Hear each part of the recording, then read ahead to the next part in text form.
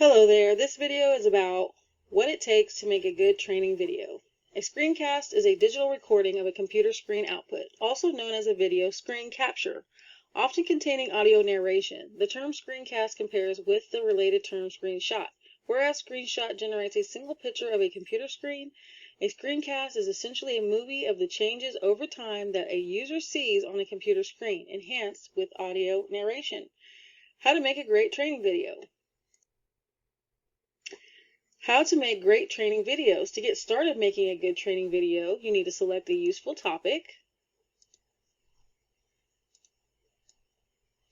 and you need to have a camera, web camera, a microphone, good quality microphone, and then choosing a screen capture software, and if you need a video editing software, that can be helpful as well. How to film a training video. You have to choose a format. Screencast, like previously mentioned, a screencast trainer video is a recording of your computer screen. These are best for when training others on a new software or computer system. Micro video. These are short training videos that focus on teaching one specific topic. These are typically less than a minute long, get right to the point, and appeal to the average media consumer who tends to have a shorter attention span when consuming video content. Presenter video, which is usually my favorite. Presentation videos are used when you record the slides you created using presentation software, so it's available for the target audience to watch after the fact, or for those interested in re-watching multiple times after the presentation has ended. These videos can be created by simply recording the audio. They also tend to be longer in runtime than other types of videos.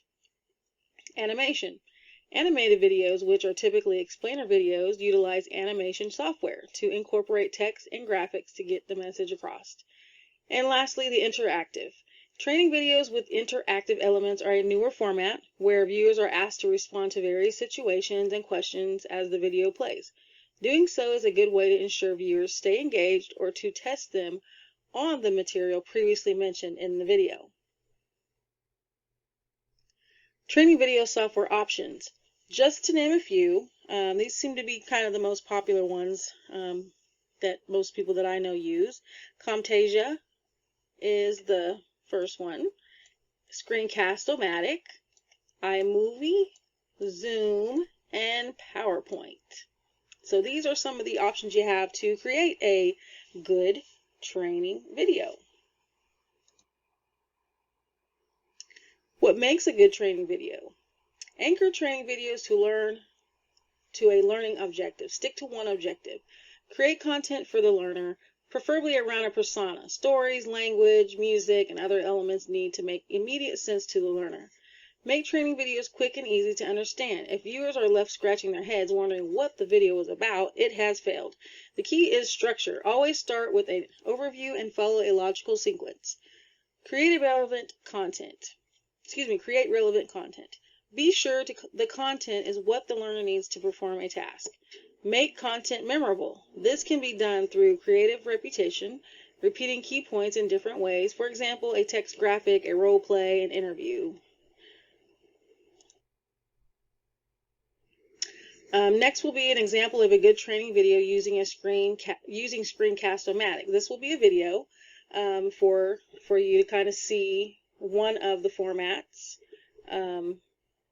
in use. So it's about 5 minutes. Here we go.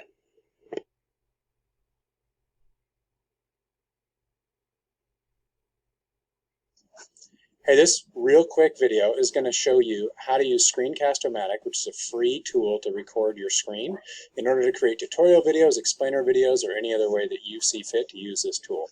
So all you do to start is head to screencastomatic.com, and then you don't even need to log in or sign up or anything like that. Just hit start recording for free.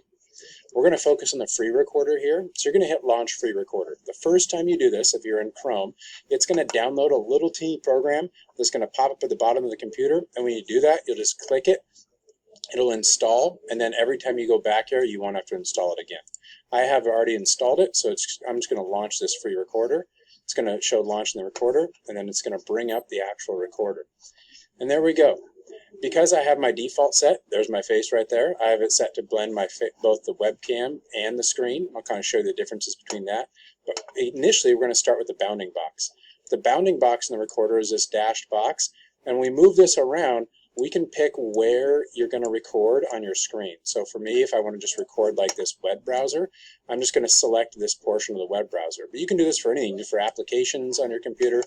Anything that's inside this box is going to be recorded on the screen. And then we have some choices. You could record just your screen. You could record just your webcam, which is going to be just your face. Or you could do both, where if you have a webcam set up, it's going to be your face in the bottom corner here. If you need a webcam, you can come see me and borrow one.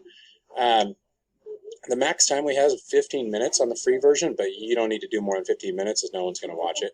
And computer audio, we're going to leave that muted, generally speaking, unless for some reason you want to record like sound or music playing on your computer. Narration right here, you can do a little test. I can see that it's moving as I'm talking. Right now, I'm just getting the audio from my webcam, but if you wanted to borrow like an actual microphone in order to have higher quality audio, you could see me for that as well. Also, usually your classroom microphone will work in terms of creating the audio, but the sound is a little bit tinny and not necessarily ideal. That's kind of your basic rundown here, and what we're going to do next is learn how to actually go about recording. So right here, I'm just bringing this up so the record button's a little more prominent. When we hit record, we're going to get a little countdown, and now we're actually recording. So I'm going to go and record. I'm going through processes. We're talking about a presentation. Maybe I'm going through a PowerPoint presentation and explaining that. Whatever it is, I'm narrating, recording. My face is in the corner here. I'm trying to look at the microphone to try to make eye contact with the viewer. And if I get to a place where I mess up, what I'm going to do is hit pause. And then here's one of the best things about Screencast-O-Matic. If you mess up and you hit pause, you don't have to delete everything and start over. If you did want to delete everything, you'd hit the delete button, just start over. But what you can do is navigate, and you can go back and forth between different segments of your video, and then you can re-watch up to the point where you messed up. So I start watching.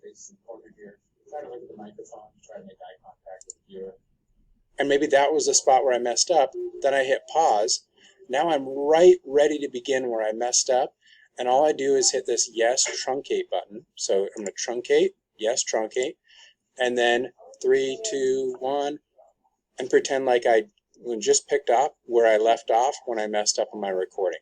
After I'm done with my recording, because you can truncate as many times as you need, you just continue to go, and then when you're all done with your recording, we're going to hit pause, and from there we're going to hit done, and then save and upload. The free version doesn't have editing tools, but we don't really need those for just a simple explainer.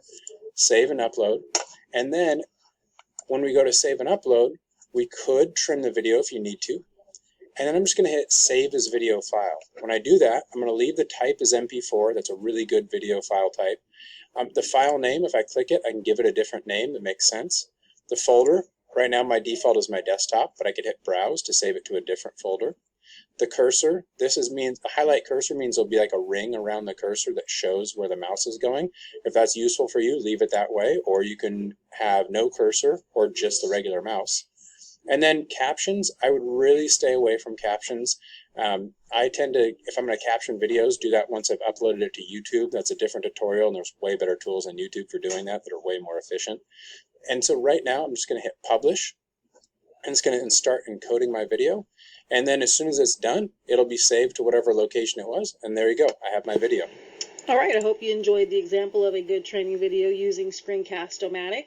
Just kind of gives you an idea what the other options can do as well.